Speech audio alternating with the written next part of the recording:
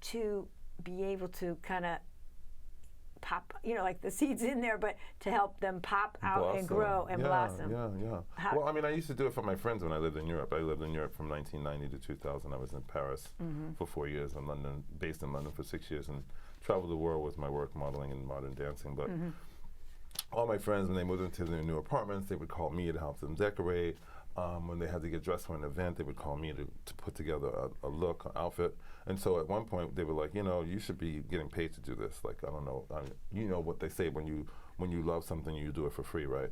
But like, they were like, have you ever thought about starting your own business? And it's just like, I'm going to be going back to New York or America at some point because I wanted to go to school. I went to FIT in 2000. Right, and you were in Canada for a while too, weren't you? Yes, yeah. Canada led to Paris because I was modeling and dancing in Montreal, and the owners of the Queen in Paris on Champs-Élysées saw my performance for New Year's Eve, one New Year's Eve in Montreal, and invited me to perform for their club out in Paris. That's and then that was like, they like offered me a job, put me up in an apartment. It was just like really, really great.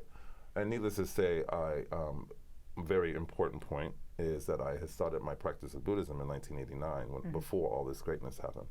So like Tina Turner, I chanted to create my reality, and then I went to work.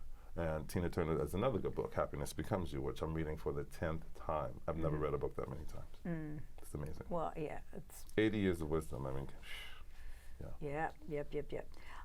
So when you work with clients on any level, closet, home, event, how important, and because I'm thinking, I know you helped me out after a fire. He's like, I'll come over. So I had to take out all my clothes and send them to the dry cleaner, and then he came back and we just bags and what's bags. good and what's bad. But the thing is like, the thing that people don't get is like, I don't really purchase lots of clothing. People just keep giving me stuff. So when I interview the people on like, sustainability, I was like, I'm not really ruining the planet because I just keep taking the stuff and I spread it on.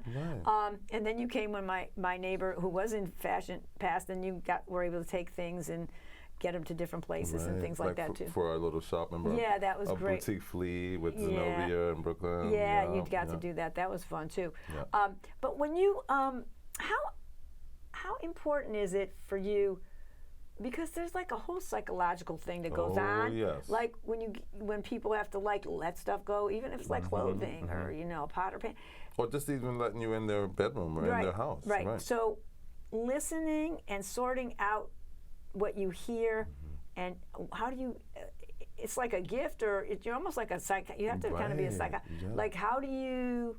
Work around like tension and stuff, or how do you? How's the evolution of that psychology? I have to say that I'm fortunate enough to say that I've never had to deal with that. I'm very love and light. That's what That's what I bring to the table. And people, even if they have a defensive or nervousness, it all falls and crumbles to the floor because I'm just that love and that light. And I think when any human being that has gone through or suffered a lot, especially in their childhood, Viola Davis, Oprah, Tina Turner, for example. Blane Charles.